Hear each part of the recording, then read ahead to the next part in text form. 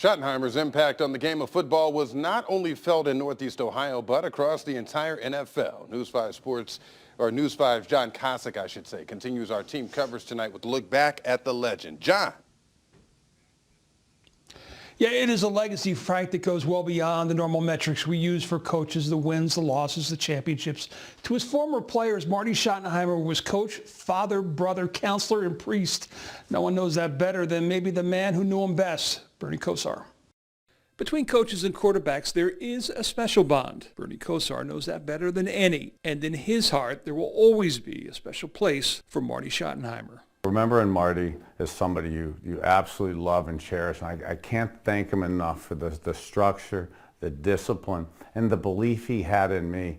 Yeah, Schottenheimer's first full year as head coach was Kosar's first as starting quarterback. Together, they would turn around a team that started 1-7 the year before into a franchise that would go to 2 straight conference championships. A former player himself, Kosar said Schottenheimer brought toughness, grittiness, and discipline to the job, and also an attention to detail drive that made players look forward to Sunday. The amount of contact that you went through for practice actually made Sunday not as tough going against other teams, and every Sunday we knew we were ready to play. Schottenheimer would go 44-27 with the Browns before leaving for Kansas City in 1989, where he would do for the Chiefs what he did for the Browns, a testament, Kosar says, to his football legacy. To put those two teams and those two organizations together within a decade to get to multiple AFC Conference championship games is absolutely not an easy feat to do. Schottenheimer was in the early stages of Alzheimer's in 2016 when he returned to Cleveland to be honored with his 86th team, a disease that in his final days robbed him, Kosar says, of truly appreciating this year's playoff showdown between 2 of his most successful franchises.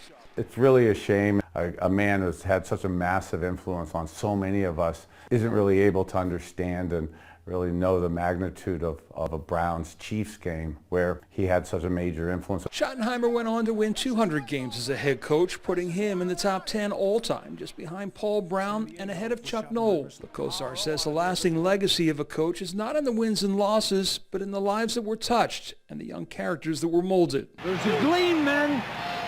There's a gleam! In life, fate kept Schottenheimer from the game's biggest stage, but Kosar is hoping in death he can still achieve the game's biggest honor, a football journey that started in Cleveland, ending just down the road in Canton.